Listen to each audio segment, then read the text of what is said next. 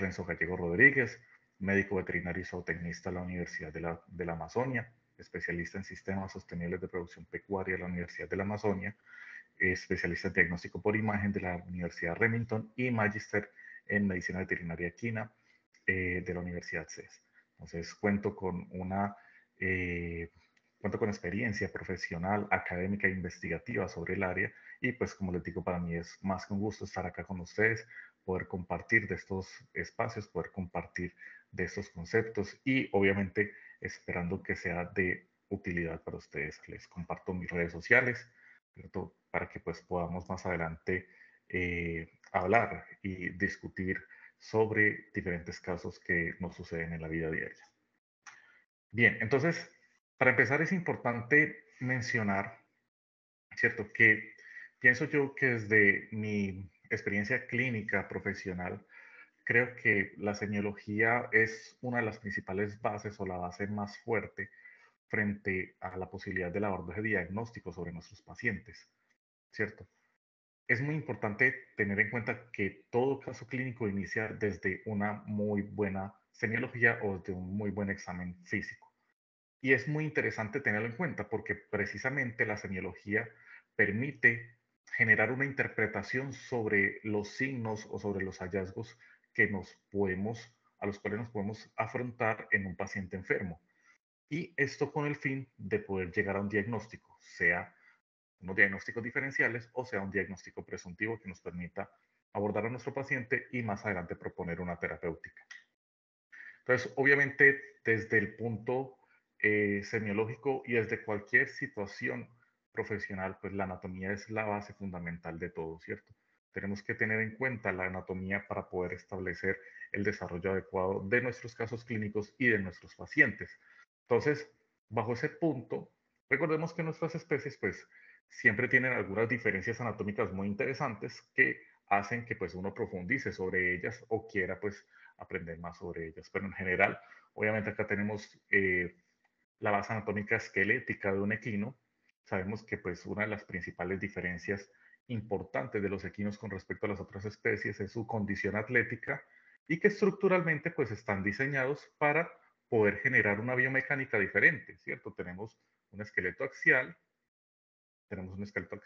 y tenemos un esqueleto apendicular. Que dentro del desarrollo clínico, pues este esqueleto apendicular cobra fuerza importante sobre, ¿cierto?, la evaluación clínica de nuestros pacientes, sobre todo a nivel locomotor. Es muy bien sabido y todos sabemos, pues, la necesidad que se tiene sobre la medicina equina, sobre la podología, ¿cierto?, sobre la ortopedia y sobre cómo nuestros pacientes se desempeñan desde la biomecánica y desde la ortopedia y cómo podemos pues abordarlo, ¿cierto? Entonces tenemos obviamente una base craneana, tenemos una porción cervical, una porción torácica, ¿cierto? Tenemos una porción lumbar, una porción sacra y una porción coxígea. Entonces, bajo ese punto, este esqueleto axial pues es muy importante porque desde ese componente biomecánico pues funciona desde un punto de equilibrio, ¿cierto? Y funciona desde un punto de sostén para poder generar una combinación adecuada entre el desplazamiento de los anteriores junto con los posteriores. ¿Cierto? Claramente tenemos también los cuerpos costales, con sus cartílagos y las esternebras, las cuales pues van a proteger, van a permitir pues generar varias acciones fisiológicas, tanto en pulmones, en corazón, diafragma, ¿cierto? Parte craneal de algunos órganos abdominales. Entonces, pues es muy, muy importante reconocer esto, ¿cierto? A nivel apendicular, pues tenemos obviamente la región escapular, ¿cierto? Tenemos la región escapular, la cual pues presentan apendicular anterior, ¿cierto? Presentan pues situaciones muy, muy, muy interesantes. Desde este punto de vista, pues entendemos que este esqueleto apendicular, tanto anterior como posterior, pues cuenta con múltiples articulaciones, las cuales pues van a generar un interés clínico porque pues son articulaciones diartrodiales. Estas pues permiten un amplio rango de movimiento y permiten pues que se dé, ¿cierto? Todo este desplazamiento continuo al paso, al trote, a la marcha, al galope en nuestros pacientes, pero que a su vez se hacen pues muy importantes desde el rango de desplazamiento y desde cómo esto puede generar ciertos hallazgos al examen físico, ¿cierto? Entonces, obviamente tenemos la articulación escapulohumeral, ¿cierto? Tenemos acá la porción del radio, ¿cierto? Tenemos acá la porción del radio, tenemos la porción de la ulna, tenemos las articulaciones carpianas, tenemos las articulaciones metacarpianas, tenemos las falanges y pues obviamente estas falanges que pues empiezan a tener gran importancia solamente, no solamente pues por su eh, estructura esquelética, sino también porque pues por ahí hay unas laminillas, ¿cierto? Las láminas podológicas que pues desde cierto punto pues revisten gran importancia para los equinos. A nivel posterior, ¿cierto? A nivel posterior pues tenemos estas articulaciones, sobre todo la articulación femoroacetabular, ¿cierto? La cual pues es muy importante para el desplazamiento de los posteriores. Tenemos aquí la presentación de la rodilla, la presentación de la patela, ¿cierto? Ahí hay unas condiciones ligamentarias interesantes en el equino. Tenemos la tibia, ¿cierto? Con la fíbula, las articulaciones tarsianas, las articulaciones metatarsianas y, pues, al igual que en anteriores, tenemos las falanges con su respectiva unión podológica laminar. Bien, y eso era lo que hablábamos, ¿cierto? La importancia desde el casco, las laminillas podológicas, ¿cierto? Que pues unen a través de estrechas microvascularidades a la tercera falange, pues toda esta porción del corion, y que pues se hace muy importante, no solamente hablando de laminitis, sino que también se hace muy importante desde el intercambio vascular, desde la posibilidad del retorno venoso. Son muchas las situaciones importantes para el caso, ¿cierto? Entonces, obviamente el casco debe tenerse en cuenta, ya que es una de las principales estructuras anatómicas a tener en cuenta pues, desde el caballo, desde la ortopedia. Tenemos la suela, ¿cierto? La suela que pues desde los aplomos, desde la presentación de posibles patologías también se hace bastante importante, ¿cierto? Tenemos toda la región solar, la línea clavera, ¿cierto? Tenemos las pinzas, los hombros, los cuartos, tenemos los talones, la ranilla, y todas estas estructuras que convergen para que el caballo pueda desplazarse adecuadamente. ¿Cómo no hablar del sistema digestivo del equino, cierto? Un sistema digestivo que presenta diferencias muy marcadas frente a otras especies.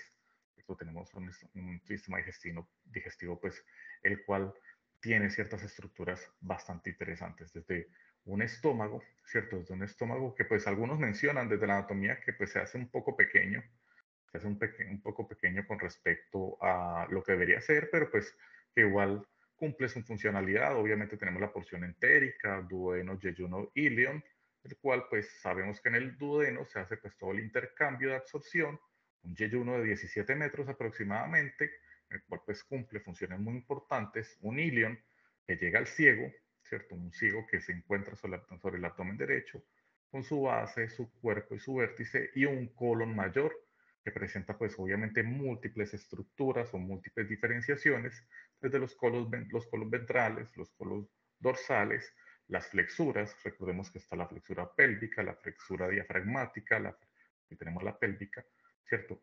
Tenemos la flexura diafragmática, la flexura external, y que finalmente pues avanza hacia el colon menor para llegar a la ampolla rectal, ¿cierto? Entonces, muy interesante, obviamente la vascularidad, una vascularidad mediada en gran parte por las arterias mesentéricas que pues rigen toda esta situación. A nivel respiratorio, encontramos pues que a nivel pulmonar los caballos pues tienen eh, ciertas condiciones desde cierto punto anatómico simples para la presentación respiratoria, ¿cierto? Ya que pues no, a nivel pulmonar pues se diferencia principalmente entre los lóbulos craneales caudales y la presentación del lóbulo accesorio, que pues está bien, ¿cierto? Eh, a nivel bronquial pues tenemos la presentación del híleo principal con la diferenciación de los híleos secundarios, que pues permiten todo el tema del intercambio gaseoso. Y obviamente, pues, cómo no hablar del corazón del equino. El corazón del equino es un corazón sumamente eficiente. Como lo hemos venido diciendo, pues es un paciente atleta, es un animal atleta, el cual pues necesita hacer un intercambio vascular, mantener su función hemodinámica, ¿cierto? Permitir la irrigación no solamente central, sino la irrigación periférica.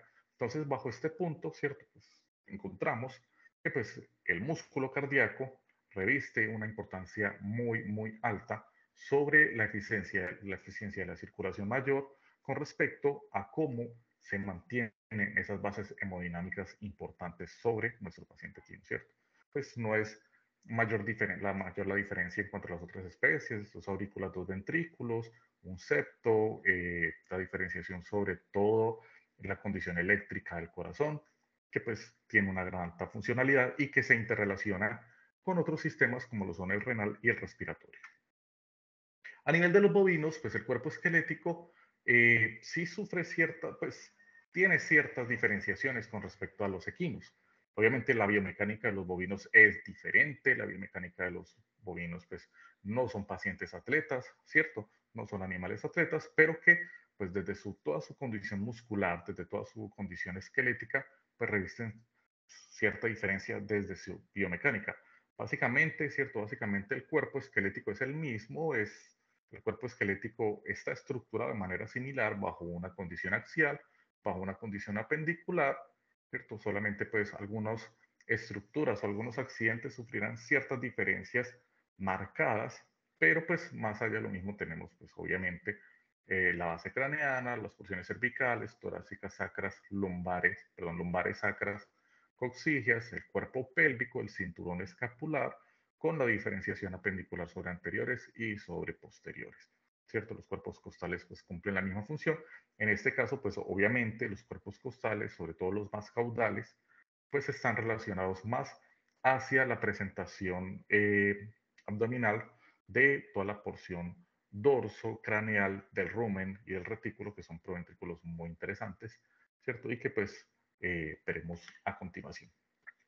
Y precisamente, ¿cierto? Precisamente pues tenemos acá la presentación de los 4 proventrículos, que pues obviamente es un paso obligatorio también desde el sistema digestivo. Tenemos dos especies que son altamente diferenciadas a nivel digestivo, ¿cierto? Tenemos dos especies que cumplen sus diferenciaciones a nivel digestivo, los monogástricos, pues representados en este caso por el equino, donde pues ese ciego y ese colon mayor cumplen funciones tan importantes, y los poligástricos, en este caso como los bovinos, los cuales estos 4 proventrículos pues tienen su diferenciación bastante interesante. Sabemos pues que el objetivo principal de este rumen con sus proventrículos es poder generar un metabolismo el cual permita, ¿cierto? Permita no solamente el aporte nutricional, sino el aporte desde el metabolismo aeróbico y anaeróbico para poder restablecer la función celular y para poder generar una nutrición adecuada para el paciente.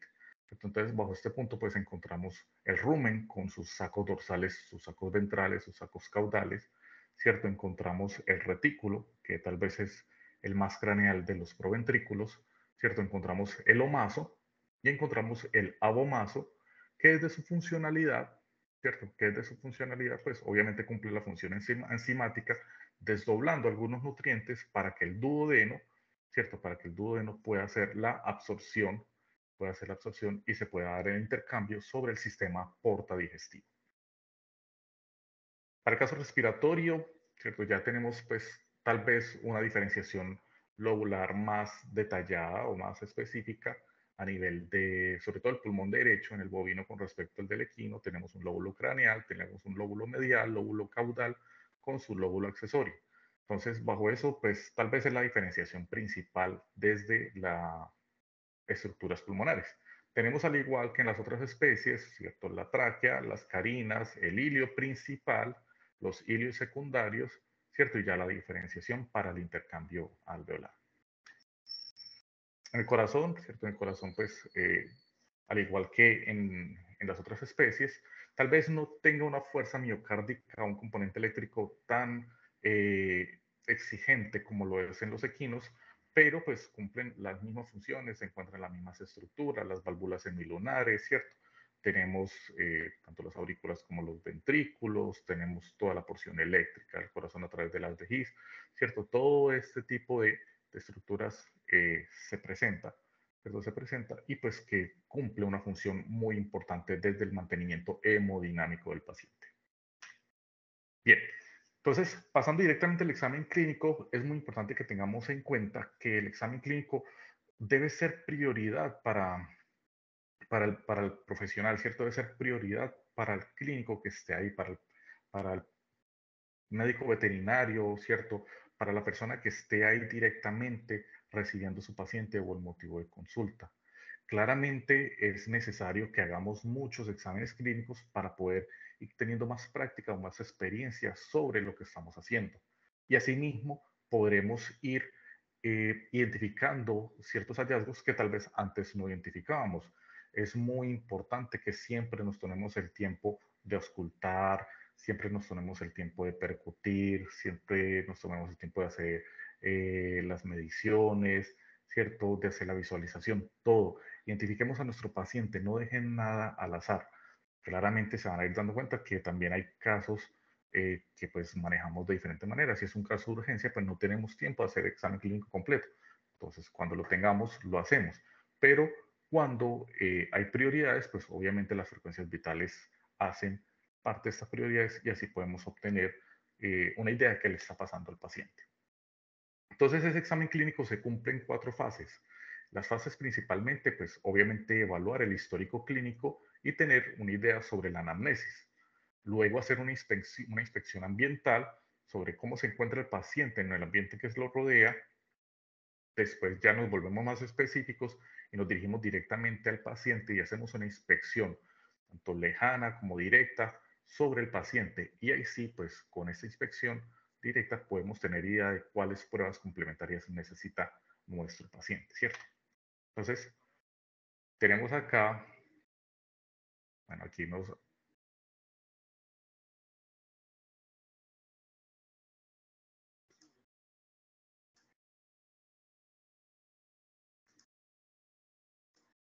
Listo. Vamos a retornarlo, denme un segundo, por favor. Ya, vamos, vamos a retornar.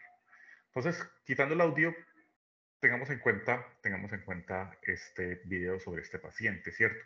Entonces, ¿a qué me voy? Aquí no vamos a llegar a ningún diagnóstico, ni mucho menos, ¿cierto? Obviamente para los diagnósticos necesitamos mucho más que un video. Aquí lo que quiero que tengamos en cuenta es la importancia de la inspección, ¿cierto? La importancia de que yo vaya agudizando el ojo sobre mis pacientes. Cuando yo veo a este paciente, cuando yo veo este bovino, ¿cierto?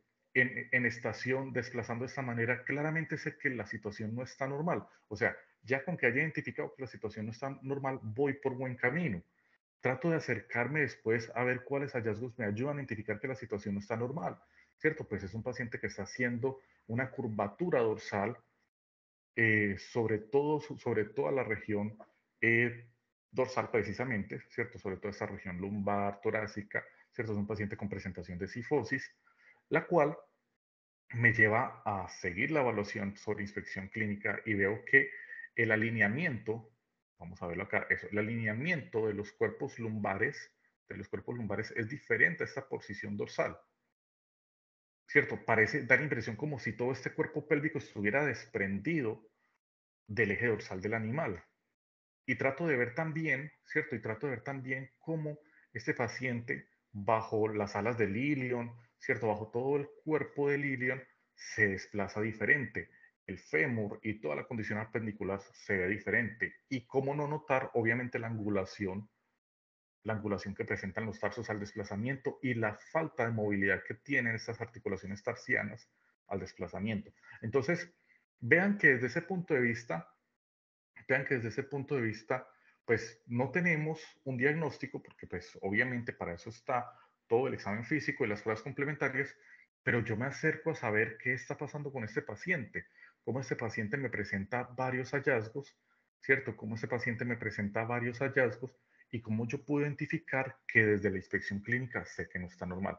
Entonces, a eso es lo que quiero que lleguemos en un inicio, muchachos, compañeros, amigos, para que podamos establecer directamente cómo es la evaluación clínica del paciente.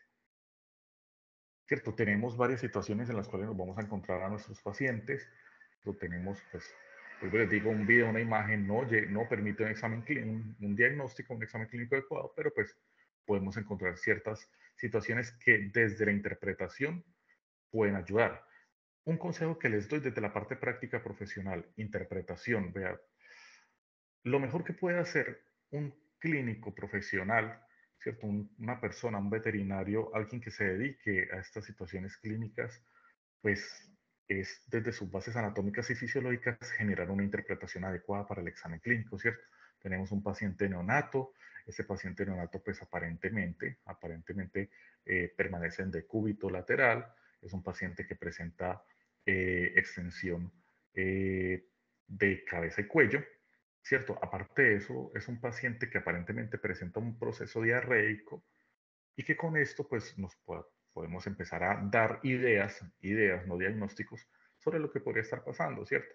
Además, ¿qué podemos ver? Podemos ver que el paciente en la porción apendicular anterior, sobre los carpos, presenta un aparente aumento de tamaño y que pues se observa, ¿cierto? Se observa que pues puede haber estado haciendo pedaleo o puede haber estado intentando levantarse, ¿cierto? Entonces vean que desde la visualización yo puedo tener ideas clínicas sobre lo que le puede estar pasando a mi paciente. Un consejo también que les doy, no den diagnósticos a ojo, ¿cierto? No tiren diagnósticos directamente porque usted puede decir eso, ay, septicemia neonatal, diarrea neonatal, poliartritis, artritis infecciosa. Lleguemos primero al diagnóstico adecuado, ¿cierto? Hagamos la ruta, hagamos el camino, seamos juiciosos, seamos disciplinados, no demos diagnósticos a ojo, ¿cierto? Porque pues con eso nos podemos equivocar y mucho. ¿Cierto? Entonces, para esa evaluación, para determinar la presentación del examen clínico con nuestros pacientes, pues obviamente hay que hacer una clínica por inspección. Tomémonos el tiempo de ver a nuestros pacientes mientras llegamos, hablamos con el dueño, hablamos con el propietario, con el mayordomo, con el palafrenero, con el montador, ¿cierto? Mientras estamos obteniendo anamnesis, tomándonos un tintico, ¿cierto? Ahí podemos estar ya haciendo la visualización de ambiente y la inspección a distancia de nuestro paciente. Identificamos, ¿cierto? Con estos ejemplos que hemos venido viendo, si el paciente está normal o no. No vamos a llegar en ese momento a ningún diagnóstico, pero ya sabemos si es un paciente normal o no. Pero para eso también, y no tenemos que olvidarnos que hay que evaluar el estado sensorio. Muchas veces se nos olvida determinar y evaluar el estado sensorio en nuestros pacientes. ¿Cómo está ese estado mental del paciente? ¿Cómo está ese estado sensorio del paciente? Si está en exaltación, si está en furor, si está en delirio, si es un paciente que tiene un estado mental estable, regulado, equilibrado, o si por el contrario está tímido, está nervioso, ¿cierto? Se irrita fácilmente, reacciona a respuestas o estímulos a los cuales pues no debería reaccionar con exaltación. Eso debemos determinarlo, ¿cierto? Bajo ese punto, pues también tenemos que entender cuáles son esos niveles de estado mental. Si nuestro paciente se encuentra o es un paciente deprimido, ¿cierto? Es un paciente que se ve letárgico, que responde lentamente a los estímulos, es un paciente que se encuentra en estupor o en sopor, ¿cierto? Que es un paciente que pues responde a estímulos ambientales o no responde a estímulos ambientales, es un paciente que no responde a estímulos ambientales, pero tal vez responde a estímulos sensitivos directos, si es un paciente que está en decúbito, eso nos ayuda a establecer el estado mental de nuestro paciente.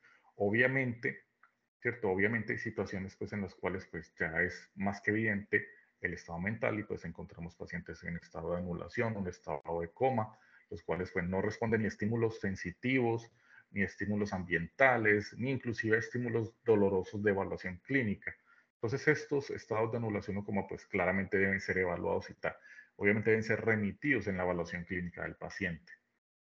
Entonces, para ya empezar la evaluación directa, pues es muy importante que tengamos en cuenta, el examen físico debe iniciar por las constantes vitales. Es importante que inicie por las constantes vitales. ¿Por qué es importante que inicie por las constantes vitales? Porque algunas de estas pueden variar durante el desarrollo del examen físico, ¿cierto? Y tenemos dos pacientes, equinos y bovinos, que pues responden, al tener su condición de presa en la naturaleza, responden activamente a los estímulos ambientales externos. Entonces es muy importante que ustedes, cuando tengan el motivo de consulta, reciban al paciente y tengan datos del momento cero o del momento del motivo de consulta. Entonces es muy importante que las constantes vitales sean evaluadas de primera, ¿cierto? Frecuencia cardíaca con el pulso arterial, frecuencia respiratoria y temperatura.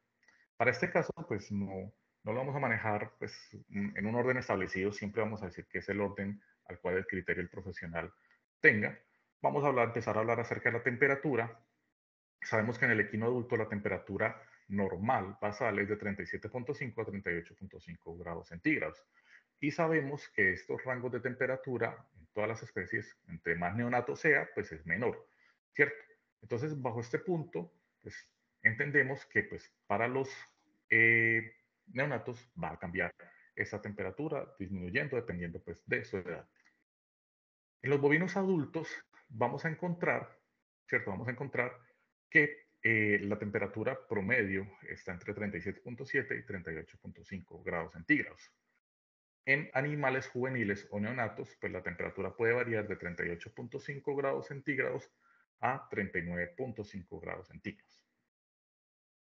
Entonces es muy importante pues establecer la técnica, ¿cierto? Saber que pues es una técnica transrectal, la cual podemos, pues transrectal no, realmente pues es una técnica en la cual se hace la evaluación en, en el esfínter anal, la cual pues la realizamos generalmente con termómetros, sean de mercurio o sean digitales, los cuales pues es muy importante que tengan realmente el contacto directo con la mucosa. Casi siempre entramos, ¿cierto? Entramos sobre la porción anal y cuando entramos pues damos un leve giro, ¿cierto? Nos guiamos un poco hacia el lado para que la punta tenga contacto directo con la mucosa y tengamos un parámetro viable directo. Entonces, bajo este punto, pues obviamente, ¿cierto? De la interpretación es necesario saber que pues la temperatura nos va a ayudar a establecer ciertas interpretaciones que pues es importante que tengamos en cuenta. Temperaturas altas, pues generalmente las asociamos con estados infecciosos que también se pueden asociar con estados inflamatorios generalizados que no podemos dejar de lado, ¿cierto? Generalmente, pues estos estados infecciosos o estados inflamatorios pueden ser sistémicos, otros pueden ser zonales, otros pueden ser regionales. Algunos abscesos, ¿cierto? Algunas infecciones dermatológicas, articulares, respiratorias, superiores, respiratorias superiores o posteriores, ¿cierto? Eh, infecciones digestivas, procesos diarroicos, todo esto nos va a ayudar o nos va a llevar a que se presenten elevaciones de temperatura, ¿cierto? Desde la fisiología, eso es otro punto que podemos tener en cuenta. Por ciertas condiciones fisiológicas puede aumentar la temperatura levemente. Un caballo que haya hecho deporte, que haya sido entrenado, ¿cierto? O un bovino que haya estado pues todo el día recibiendo el calor o que se tenga que haber desplazado hasta el corral. Ese tipo de cosas ayudan a elevar la temperatura o permiten la elevación de la temperatura. Eso tenemos que saberlo antes de hacer el examen físico. Eso en cuanto a la elevación. En cuanto a la disminución de la temperatura, el ambiente pues obviamente juega un papel importante. Otro factor que hay que considerar desde la disminución de los valores de la temperatura son las hembras preparto. Recuerden que las hembras preparto hacen hipotermia. Y de hecho, a la evaluación clínica, la hipotermia de las hembras preparto es uno de los métodos predictivos de parto que pues no es tan sensible, ¿cierto? No es tan directo, pero pues generalmente conocemos por evaluación física que las hembras antes o en las proximidades del parto hacen hipotermia, ¿cierto? Esto pues debido a una redistribución sanguínea que se genera, pero pues es muy importante que lo consideremos. Las mucosas. Siempre hemos pensado o siempre hemos dicho pues que las mucosas son directamente la ventana a la región hemodinámica o al aspecto hemodinámico del paciente, ¿cierto? Las mucosas nos permiten tener una idea directa sobre cómo está el estado hemodinámico del paciente, sobre cómo está la perfusión sanguínea del paciente y sobre cómo está o cómo se encuentra el estado de hidratación de nuestro paciente. Es muy importante hacer evaluación directa de las mucosas, ¿cierto? Debe ser fundamental esa evaluación directa de las mucosas. ¿Por qué? Porque como les digo, a través de ellas podemos ver el estado hemodinámico del paciente y podemos ver el estado real de perfusión, sobre cómo se encuentran, si se encuentran en un estado normal o si se encuentran alteradas, ¿cierto? Sobre cómo está perfundiendo nuestro paciente. Recordemos que las mucosas podemos evaluarlas a nivel oral, ¿cierto? Podemos hacer evaluación directa sobre las mucosas a nivel oral, podemos hacer evaluación directa sobre las mucosas a nivel palpebral, ¿cierto? Podemos hacer evaluaciones de la esclera y pues si fuéramos rigurosos podríamos hacer podríamos y deberíamos, sobre todo si estamos haciendo reproducción, hacer evaluación de la mucosa vulvar, hacer evaluación de la mucosa prepucial o a veces inclusive, dependiendo del caso, pues se evalúa la mucosa anal, dependiendo del caso, ¿cierto? Entonces, bajo ese punto, vean que hay diferentes estructuras o porciones anatómicas donde podemos hacer evaluación hacia las mucosas. ¿Qué podemos encontrar? Podemos encontrar unas mucosas en estado patológico, ¿cierto? Las cuales aumentan su pigmentación, ¿cierto? Las cuales aumentan su vascularización, generan cambios importantes, ¿cierto? Que podemos y que debemos interpretar y correlacionar con el estado clínico del paciente. Obviamente, estas no son unas mucosas normales, ¿cierto? Encontramos que son unas mucosas hiperémicas, las cuales las vemos altamente edematizadas y altamente vascularizadas.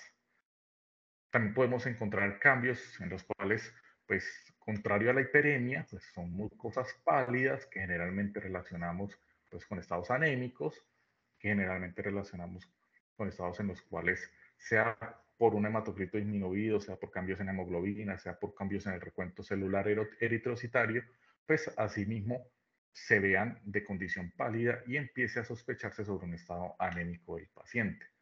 Entonces, para sospechar de estos estados anémicos, recuerden que pues, es importante que no tengamos el dato de solamente de una de las mucosas, ¿cierto?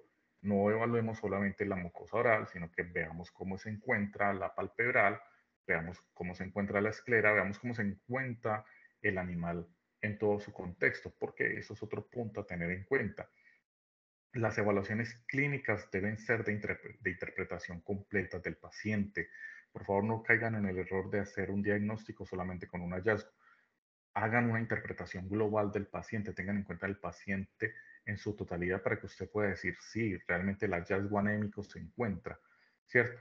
Porque pues con eso usted ya tiene una idea más centrada y usted puede proponer unas evaluaciones paraclínicas, unas ayudas diagnósticas que le ayuden a usted a determinar si realmente hay una causa de anemia, para este caso pues que estamos hablando, y cómo puedo acercarme a ese origen. Las mucosas también pues, nos guían no solamente hacia la porción vascular, sino que también nos hablan acerca del estado de oxigenación de nuestro paciente. Es así que encontramos mucosas cianóticas, ¿cierto? Las cuales pues obviamente nos dicen que el estado de oxigenación del paciente no es normal, ¿cierto? Ellas tienen pues una condición desde la fisiología, pero pues la interpretación directa nos dice estas mucosas cianóticas no presentan o nos dicen como hallazgo que probablemente el intercambio de oxígeno y el intercambio gaseoso no está funcionando, sea por una oxidación de la hemoglobina, sea por alteraciones pulmonares, sea por cualquier situación que sea, que ahí es el deber del clínico profesional, del veterinario, realmente llegar al origen. Pero este tipo de mucosas cianóticas nos indican que el intercambio de oxígeno no se está dando tanto entre las células y los tejidos. Otro tipo de pigmentación que podemos encontrar son las pigmentaciones ictéricas, ¿cierto? Que pues claramente nos dan un indicio acerca no solamente del estado del lecho vascular, ¿cierto? Porque podemos correlacionar una presentación ictérica con una lisis eritrocitaria, ¿cierto? Que pues que está dado que lo podemos relacionar en un inicio hacia la presentación de hemoparásitos, pero también debemos recordar que estas condiciones ictéricas pues nos pueden llevar a pensar sobre cómo está funcional y estructuralmente el hígado, ¿cierto? Entonces aparecen las ictericias prehepáticas, hepáticas y poshepáticas, las cuales, pues, desde ese punto de vista, debemos empezar a tener desde nuestros diagnósticos diferenciales. Si vemos nuestros pacientes con estas ictericias tan elevadas, tan severas, pues hay que preguntarnos, bueno, ¿qué puede estar pasando? Si es una condición netamente vascular o si también hay afección del hígado, que eso pues obviamente esta sospecha la podemos cubrir desde la presentación o desde la toma de una muestra para la bioquímica sanguínea a nivel hepático. A nivel respiratorio, ¿cierto? Muy importante, pues, obviamente, detenernos sobre la evaluación respiratoria de nuestro paciente, porque, pues, nos permite determinar cómo está esa condición ventilatoria y cómo está esa condición de oxigenación en nuestro paciente. Generalmente para nuestros pacientes domésticos, pues la respiración normal debe basarse en un patrón respiratorio costo-abdominal, ¿cierto? Donde sea homogéneo, donde sea equilibrado, donde tenga una profundidad adecuada y donde veamos que pues el paciente está haciendo su intercambio de ventilación normal. Ese debe ser pues, ese debe ser, pues como el rango, ¿cierto?, de patrón respiratorio establecido para nuestras especies. Así de ser. Porque es que eso es otro punto que tenemos que tener en cuenta y sépanlo desde ya. Evaluar los sistemas o los órganos de los pacientes no se limita solamente a las frecuencias, porque es que es algo que sucede muy comúnmente, es un error que sucede muy comúnmente en el medio, ¿cierto? Entonces uno pues está con algunas personas y hacen evaluación clínica y dicen, bueno, la respiratoria está de tanto, está normal. Cierto, pero es que la frecuencia respiratoria, la frecuencia cardíaca es simplemente una de las variables a medir, porque pues hemos conocido pacientes los cuales tienen sus frecuencias aparentemente normales, pero el paciente nos está gritando que no está normal. De los patrones respiratorios, cierto, las otras técnicas semiológicas deben aparecer, no solamente la evaluación por auscultación, sino que deben aparecer las otras técnicas semiológicas. Y pues a esto me voy.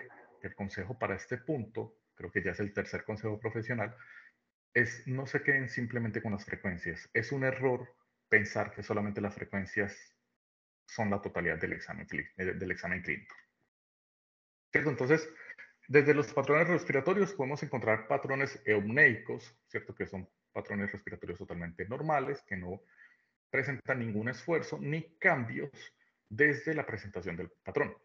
Podemos encontrar patrones taquimneicos que pues podemos ver, ¿cierto? Que tal vez puedan aparecer desde un estado fisiológico. Si el animal está haciendo algún tipo de ejercicio físico, es normal que haga taquimnea porque tiene que recuperar su estado de oxigenación. Pero si obviamente el animal se encuentra en estación, ¿cierto? O no está haciendo algún tipo de esfuerzo físico y tenga taquimnea, bueno, ahí sí hay que ver qué está pasando, ¿cierto?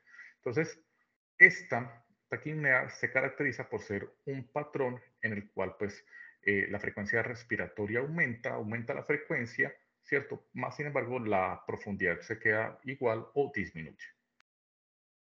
La hipernea, ¿cierto? Es un patrón respiratorio en el cual aumenta la frecuencia, ¿cierto? Y aumenta también la profundidad respiratoria. Esta hipernea la van a encontrar también como polipnea, que pues para el caso de la semiología los dos términos están bien, ¿cierto? Es un aumento, es un patrón respiratorio hiperneico o polipneico, el cual está caracterizado por el aumento de la frecuencia y el aumento de la profundidad respiratoria. También puede ser en un estado fisiológico en el ejercicio, pero si es un paciente que está en calma, en equilibrio, pues, en estación y no ha hecho esfuerzo físico, pues obviamente nos está indicando un hallazgo. Y el estado apneico, ¿cierto? Que es un periodo, es un tiempo en el cual pues no existe ningún esfuerzo respiratorio, ¿cierto? Y claramente, tanto el flujo de aire como el flujo de transporte de oxígeno sanguíneo se interrumpe. Entonces, esas apneas, pues hay que tenerlas en cuenta, obviamente, dependiendo del estado patológico o tener en cuenta que algunos estados provocados pueden provocar apnea. Estados provocados como que algunos estados anestésicos, ciertos fármacos anestésicos generan momentos apneicos. Eso hay que tenerlo en cuenta también desde el desarrollo clínico. También, pues, obviamente, tener en cuenta que, pues, hay ciertos estados de hipoventilación o de hiperventilación en los cuales, pues, estos van a tener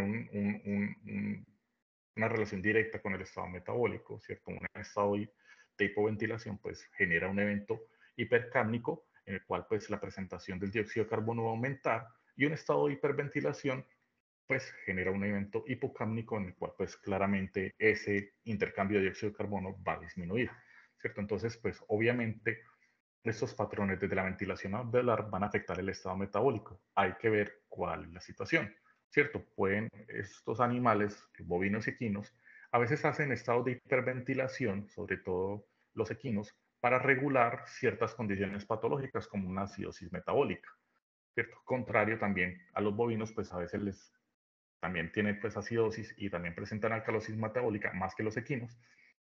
Entonces pueden hacer estados de hipoventilación para regular. Generalmente nuestros pacientes, ¿cierto? Regulan el estado metabólico desde la porción respiratoria. Entonces es importante que tengamos ese tipo de interpretaciones.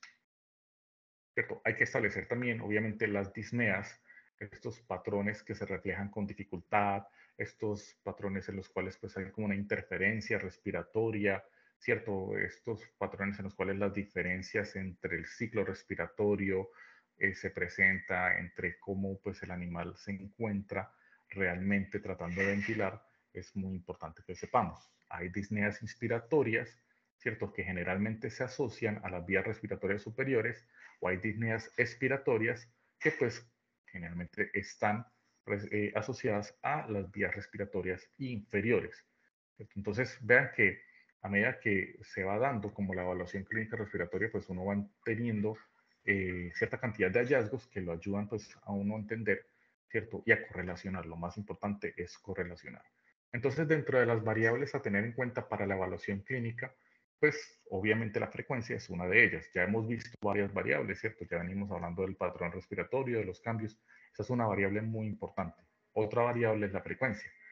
Para los equinos, ¿cierto? Para los equinos, pues la frecuencia respiratoria se establece entre 10 y 20 respiraciones por minuto, siendo que en los potros, por su metabolismo, pues puede llegar a 30 respiraciones por minuto. Lo más importante, esa frecuencia respiratoria normal debe relacionarse con un patrón respiratorio regulado, homogéneo, rítmico, ¿cierto? En los bovinos, la frecuencia respiratoria normal es de 15 a 30 respiraciones por minuto y en terneros puede llegar o puede ser de 20 a 40 respiraciones por minuto. ¿Cierto? Entonces, dentro de esa evaluación respiratoria, pues claramente, como les decía ahora, es importante que no nos quedemos solamente, ¿cierto? Es importante que no nos quedemos solamente en la frecuencia, sino que veamos otros hallazgos. La respiración superior, ¿cierto? Las vías respiratorias superiores indican muchos hallazgos desde el cómo los hollares se dilatan, ¿cierto? Si se dilatan homogéneamente o mantienen dilatados o se dilatan constantemente de manera pues exagerada, o si casi no se dilatan, si hay presentación de secreciones, ¿cierto? ¿Cómo son esas secreciones? ¿Qué características tienen esas secreciones?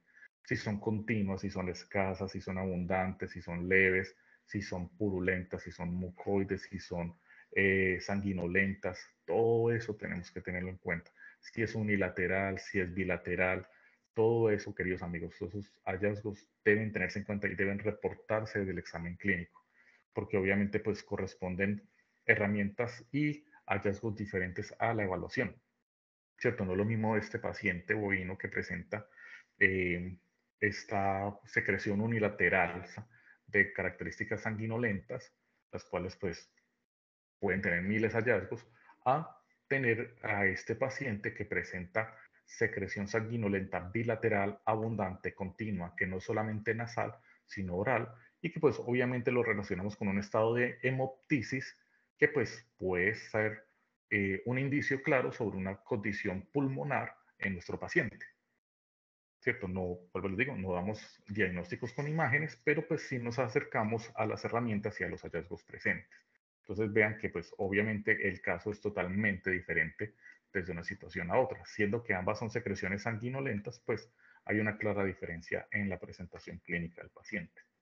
Debemos tener en cuenta también la presentación de tos, ¿cierto? Si esa tos, pues si simplemente es un reflejo del momento del medio o si es una tos continua, la cual pues se relaciona directamente con ciertos estados inflamatorios sobre el nervio laríngeo recurrente, ¿cierto? Y cómo pues esa tos, pues producto de de esta situación irritante, inflamatoria, infecciosa, pues se produce en el paciente. Hay que establecer si esa tos es productiva, si tiene secreción o no tiene secreción, ¿cierto? Productiva o improductiva para asimismo, pues como determinar la condición del hallazgo. Lo que les decía ahora, es muy importante, la evaluación respiratoria no debe enmarcarse solamente a la frecuencia pulmonar, ¿cierto? Sino que debe evaluarse completamente todo el estado respiratorio del paciente, empezando desde los hollares. Las secreciones, sus características, como les decía, si es unilateral o bilateral, si es continua o intermitente, si son escasas o profusas, si son serosas, mucoides, purulentas o sanguíneas o hemorrágicas, todo eso debe establecerse desde la evaluación física en el paciente, ¿cierto? Porque pues también debemos tener la agudeza de determinar y establecer qué está pasando con nuestro paciente. Este es el caso de un paciente equino, el cual pues aparentemente presenta secreción nasal, pero vean que pues a medida que se va visualizando desde la inspección, pues hay ciertos hallazgos que pues nos pueden hacer tener un diagnóstico inadecuado o nos puede hacer pues equivocarnos en el diagnóstico. Vean que es un paciente que presenta una posición ortopnéica, ¿cierto? Esta posición ortopnéica es una posición en la cual pues claramente no es normal, un cuello erguido, ¿cierto? Un cuello erguido que pues se mantiene con eh, una visualización, o sea, la visualización no es de un cuello normal, no es un cuello que se puede mover normalmente, ¿cierto? Es una posición de dolor, claramente. Hay secreción nasal continua, hay secreción nasal continua de características verdosas, ¿cierto? De características verdosas, es bilateral, pero ojo, no es solo bilateral, también hay secreción oral.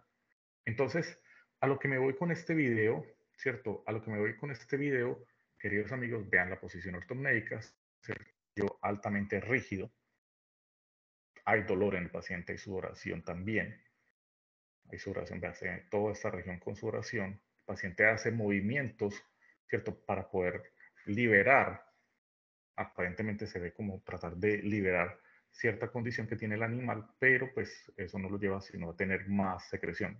Y esa secreción es producto de una secreción oral. Entonces tenemos secreción nasal, secreción oral de características verdosas. ¿A qué me voy con este video? Porque muchas veces podemos tener esa visión cerrada y decir, ay, sí, es respiratoria netamente, una pleuroneumonía, una traqueitis, ¿cierto? ¿Qué sé yo? Pero vean que las características nos llevan a pensar otra cosa. Primero, es una secreción verdosa. ¿Qué tipo de características respiratorias nos llevarían a una secreción verdosa? ¿Cierto o no? Entonces, algo muy importante a tener en cuenta también, no es solamente nasal, es oral también. Entonces, cuando pensamos en secreciones o en contenido oral en el equino, pues, cierto, nos despelucamos y prendemos todas las alarmas y sabemos que los equinos no pueden hacer emesis, bueno, pueden vomitar. Entonces, bueno, cierto, el equino se está muriendo. Entonces, eso hace parte de la interpretación, ¿cierto? Eso hace parte de la interpretación. No podemos llegar a ese tipo de diagnósticos a ojo. Es el primer consejo profesional que les digo. No podemos llegar a diagnósticos a ojo y simplemente, pues, acercarnos y realizar una evaluación clínica adecuada, ¿cierto? Entonces, para este caso, es un paciente con obstrucción esofágica y que a través de esa obstrucción esofágica, obviamente, pues, se correlaciona cada uno de los hallazgos que presenta el animal, la posición ortopnédica, los movimientos de retropulsión, ¿cierto? La secreción oral, oronasal continua y que, pues, obviamente reviste una situación diferente a una condición respiratoria, que se puede volver, obviamente, una condición respiratoria también, claro, porque puede haber cierto paso hacia las vías respiratorias inferiores, generar pues una neumonía, ya pues haber cambios en un estado más crítico. Entonces, este video nos sirve para ampliar la mente y decirles a ustedes, ya como cuarto consejo profesional, ¿cierto? No se queden únicamente con lo evidente, o sea, no se queden simplemente con el hallazgo, vayan más allá, ¿cierto? Vayan más allá, vean el paciente completo, qué le está pasando a mi paciente, cómo puedo verlo de manera global y cómo ese hallazgo lo afecta completamente. Entonces, tener en cuenta que pues estos hallazgos se van a asociar con ciertas situaciones, las cuales pues podemos considerar desde la evaluación clínica, eventos de neumonía, pleuroneumonía, eventos disfágicos que pueden ser neurogénicos, obstrucciones esofágicas como lo acabamos de ver, traqueitis, esofagitis que pueden terminar alterando la situación respiratoria, ¿cierto? Todo este tipo de cosas nos llevan a tener ciertos hallazgos que pues podemos terminar correlacionando desde el examen clínico. Algunos muy visibles, otros no tanto, ¿cierto? Pero pues cuando tenemos situaciones como estas, las cuales pues claramente ver un contenido sanguíneo tan abundante pues nos prende las alarmas sobre nuestros pacientes, que pues claramente debe ser motivo de una evaluación clínica inmediata para establecer qué está pasando con nuestros pacientes, ¿cierto? Como es el caso de la motisis, donde vemos secreciones nasales y en algunas ocasiones orales también, con alto contenido sanguinolento, con alto contenido hemorrágico que puede alterar el estado hemodinámico del paciente y que claramente está alterándoles la condición respiratoria del paciente, ¿cierto? Como les dije ahora, generalmente se relaciona sobre algunos hallazgos pulmonares, ¿cierto? A veces pues lo relacionan directamente con la presencia de Mycobacterium, ¿cierto?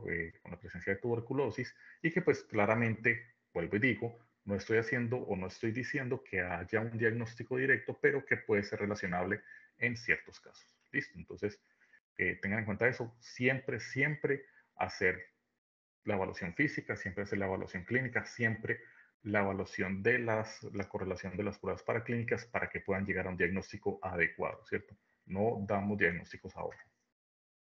Estar pendiente pues de la relación tóraco-pulmonar, estar muy pendientes y hacer una evaluación adecuada acerca de los patrones respiratorios, ¿cierto? Cómo entender en qué momento pues este patrón tóraco-pulmonar o tóraco-abdominal, perdón, cambia o varía, ¿cierto? Cuando el paciente está haciendo una respiración netamente torácica o cuando esa respiración torácica cambió y se vuelve una respiración abdominal, ¿cierto? ¿Por qué sucedería?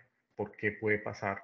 ¿Cierto? Si el paciente empieza a hacer un patrón netamente abdominal, eso quiere decir que le está doliendo respirar, ¿cierto? Eso quiere decir que hay pleurodinia, que duele respirar o que probablemente pues la pleura está doliendo y que el hacer la inspiración, ¿cierto? Hacer la expansión torácica duele en el paciente.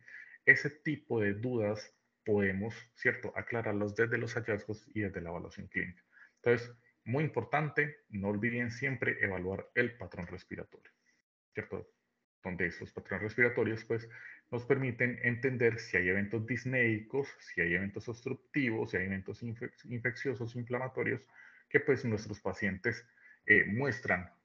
Para este caso, pues como lo decíamos desde ese primer momento en la inspección, si usted sabe que un paciente tiene una condición disneica, en la inspección visual a distancia lo puedes observar, ¿cierto? Obviamente pues depende de cuál es la condición, pero son hallazgos que fácilmente se pueden observar. Listo, entonces, para este punto, ¿cierto? Para este punto es necesario que se hagan o que se identifiquen las técnicas semiológicas necesarias desde la auscultación, desde la posibilidad de hacer percusión, ¿cierto? Desde la identificación de cada uno de sus hallazgos. Entonces, pues es importante que en técnicas como la auscultación hagamos una auscultación ordenada, con disciplina, ¿cierto? Que podamos identificar a nuestros pacientes, que hagamos una auscultación directa sobre la tráquea, podemos evaluar la porción proximal, intermedia y distal de la tráquea, que hagamos la evaluación pulmonar. Recordemos que el campo de auscultación pulmonar va desde el olecranon, ¿cierto? A la porción dorsocraneal de la escápula, ¿cierto? Pasa el 18º espacio intercostal en los equinos y se devuelve con una semiluna hacia el mismo olecrano. Entonces, para este punto, entendemos que este va a ser el campo de auscultación pulmonar. En los bovinos, ¿cierto? Pues es muy similar, ¿cierto? Es muy similar. Olecranon, porción dorsocraneal de la escápula, para este caso iría hacia el 14º espacio intercostal más o menos, y regresaría hasta el olecranon y tendríamos nuestro campo de auscultación pulmonar. ¿Listo? Entonces, muy importante, ¿cierto? Muy importante tenerlo en cuenta, muy importante hacer este tipo de determinaciones o evaluaciones respiratorias para que podamos, ¿cierto? Para que podamos realizar, ¿cierto? Para que podamos realizar una evaluación normal y adecuada, ¿cierto? Aquí pues tenemos en cuenta que pues se hace la evaluación durante estos 11 espacios intercostales. ¿Por qué? Porque generalmente hacia los últimos espacios intercostales aparecen los sacos dorsales ruminales y por ciertos movimientos o cierta auscultación pues se puede interferir en un inicio, ¿cierto? Se puede llegar a tener sonidos de interferencia. Entonces a veces desde el inicio en su práctica profesional, pues puede equivocarse un poco, pero es muy importante también aprender, ¿cierto? Es muy importante aprender a diferenciar cuáles son los sonidos digestivos y cuáles son los sonidos respiratorios, porque hay casos en los cuales debemos hacer evaluación o auscultación caudal. Aquí tenemos otro paciente, vamos a quitar acá.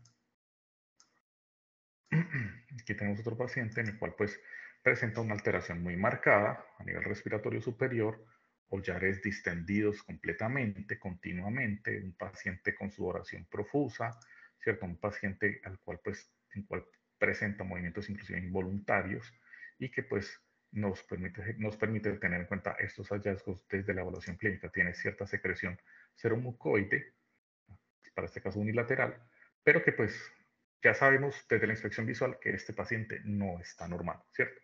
Que tiene una respiración alterada, que tiene una disnea inspiratoria y que pues puede estar altamente relacionado con un proceso respiratorio superior.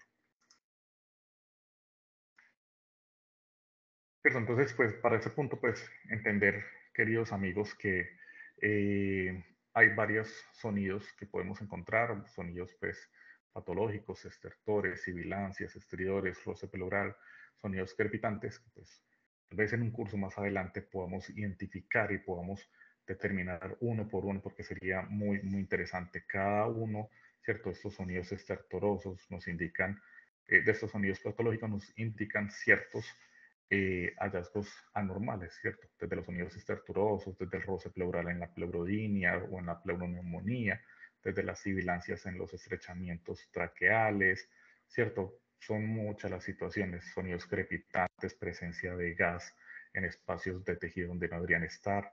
Entonces es muy importante que entendamos cada uno de los cambios.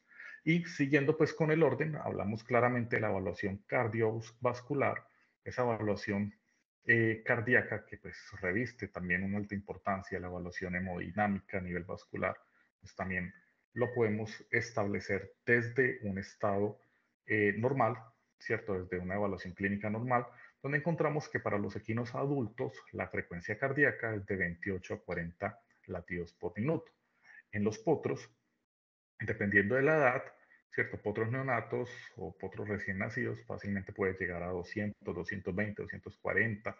Se puede ir regulando a nivel que el animal pues aumenta su metabolismo, ¿cierto? Aumenta su edad, ¿cierto? Y regula su metabolismo hasta llegar a 80. Entonces, sobre los 6, 8 meses se va regulando sobre 80 latidos por minuto hasta que pues en su estado adulto se haya regulado y tenga una frecuencia cardíaca de 28 a 40 latidos por minuto. En los bovinos vamos a encontrar que la frecuencia cardíaca en el animal adulto es de 36 a 80 latidos por minuto, ¿cierto? Y que en los animales también, dependiendo de si es un estado neonatal o juvenil, puede llegar de 80 a 100 latidos por minuto. Entonces, saber que claramente la evaluación por auscultación en el corazón de nuestras especies debe hacerse de manera adecuada, entendiendo que encontramos estructuras diferentes en el emitoras izquierdo y estructuras diferentes en el emitoras derecho, estructuras de evaluación directa, de evaluación cardíaca clínica directa, ¿cierto? En el emitoras izquierdo vamos a tener en cuenta que podemos hacer una adecuada evaluación clínica desde inclusive el tercer cuerpo costal, ¿cierto? Hasta el sexto espacio o cuerpo costal.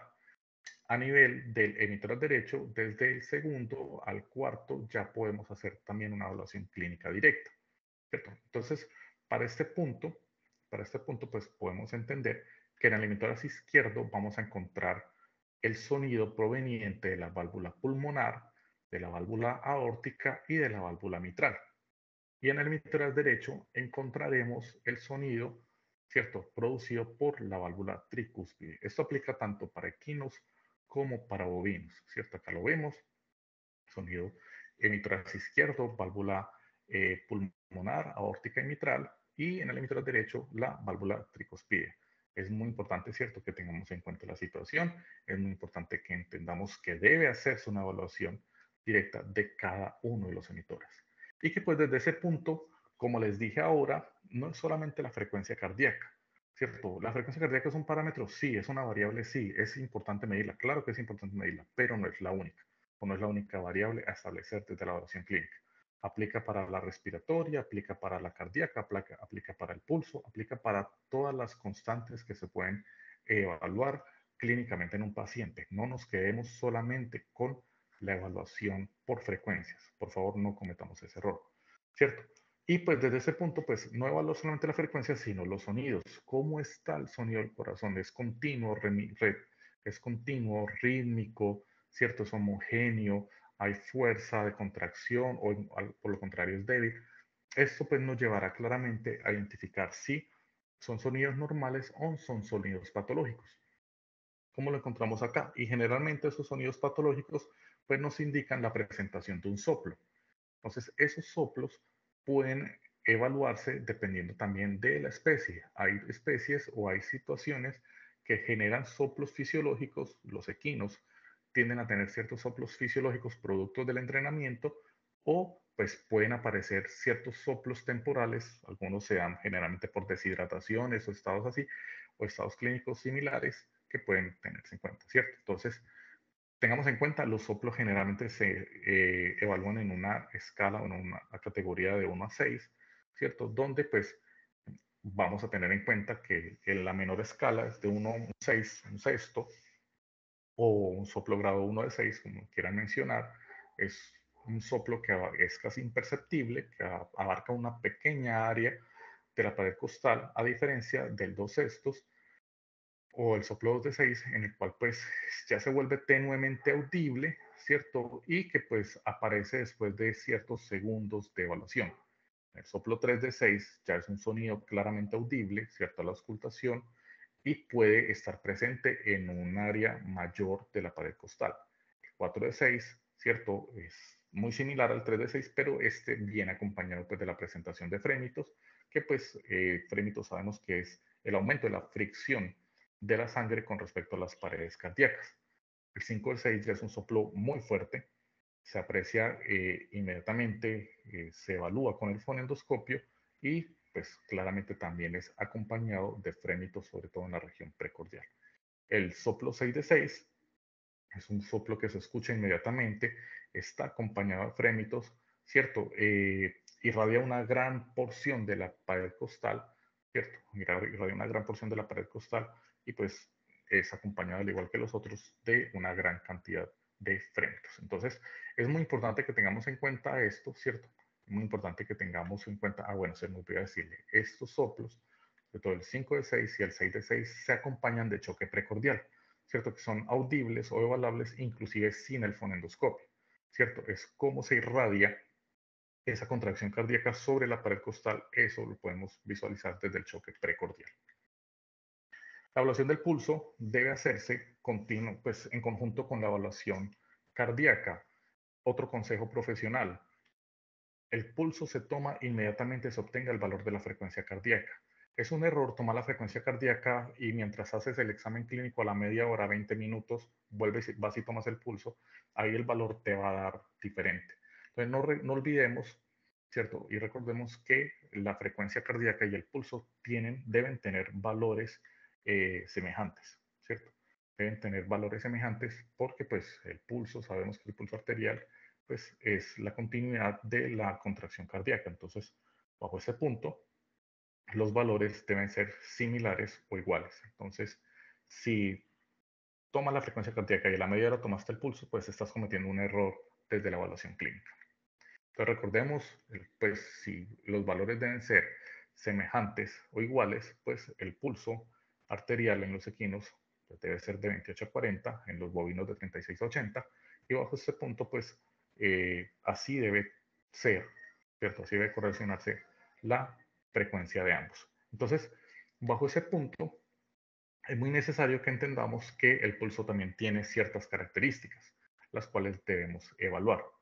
¿Cierto? Debemos evaluar la frecuencia del pulso, debemos evaluar el ritmo del pulso, debemos evaluar la intensidad del pulso, debemos evaluar el tono del pulso y la amplitud del pulso. Son los 5 parámetros a evaluar teniendo en cuenta esta variable o esta técnica. Entonces, ¿dónde evaluarlos? Acá vemos, ¿cierto? Podemos evaluar en la arteria facial, podemos evaluar en la submandibular, podemos evaluarlo en la temporal. De las tres, pues la de mayor calibre es la submandibular, ¿cierto? Es de mayor calibre, es más rígida y pues desde la experiencia clínica pues es más fácil de encontrar. Pero les aseguro que ustedes llegan a un momento donde fácilmente pueden obtener la evaluación del pulso, inclusive de la temporal, que es la de menor calibre de las tres. Entonces ahí podemos hacer evaluación del pulso. En los bovinos se agrega la coxigia, donde podemos también obtener el pulso. Claramente a esto podemos agregarle la femoral, ¿cierto? Podemos agregarle la mamaria en los bovinos, la coxilla pues también hace parte de esta, pues la maxilar es, y de pronto hay un error de digitación, pues es la submandibular, y desde ahí podemos obtener pues los resultados adecuados para la evaluación de ese pulso. Tal vez la femoral, aunque es la más grande y la de mayor calibre, pues representa, digamos, ahí cierta pues técnica para evitar algún accidente, pero pues si tienes el animal con sujeción mecánica, pues lo puedes hacer sin problema. O si están en estado anestésico, lo puedes hacer sin problema. Lo importante es que sepamos que estos son las estructuras anatómicas en las cuales podemos hacer, ¿cierto?, estas evaluaciones. Entonces, como les decía, debe ser concordante la evaluación de la frecuencia del pulso con respecto a la evaluación de la frecuencia cardíaca. Entonces ya sabemos que si es en bovinos, el pulso va a ser de 36 a 80 pulsaciones por minuto y en equinos de 28 a 40 pulsaciones por minuto. Entonces, ya para terminar, queridos amigos, es muy importante, yo quiero que el gran mensaje de esta charla sea interpretación, ¿cierto? Sea interpretación. No saquemos diagnósticos a ojo, saquémonos eso de la mente, por favor, no cometamos esos errores. No diagnósticos a ojo, interpretación clínica, tomémonos el tiempo de hacer evaluación, tomémonos el tiempo de hacer inspección, entendamos al paciente no desde un solo hallazgo, sino de manera global, cómo ese hallazgo que a veces es tan visible está afectando de manera global a mi paciente, ¿cierto? ¿Cómo puedo correlacionarlo y cómo eso, desde mi interpretación, puede llevarme a proponer unas ayudas paraclínicas? Por favor, vuelvo les digo, usted puede ser el más teso en imagenología, en cirugía, en anestesia, en patología, en lo que sea la especialidad, pero no hay nada que supere la interpretación del examen clínico. Eso se los aseguro desde la labor profesional.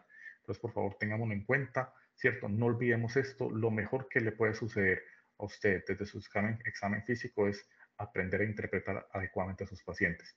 Si usted interpreta bien sus pacientes, usted tiene un buen desarrollo de caso clínico, propondrá unas muy buenas ayudas diagnósticas, propondrá una muy buena terapéutica y probablemente tenga un caso exitoso, ¿cierto? Pero si todo inicia mal, si su interpretación del caso clínico, el examen o del paciente está mal, todo el camino estará mal. Entonces, por favor, obviamente con unas bases anatómicas, con unas bases fisiológicas, pero por favor trabajemos en la interpretación, en el análisis de nuestros pacientes. Entonces, queridos amigos, esta es la bibliografía pues tenía en cuenta para la evaluación de la charla. Es un gusto haber estado con ustedes, es un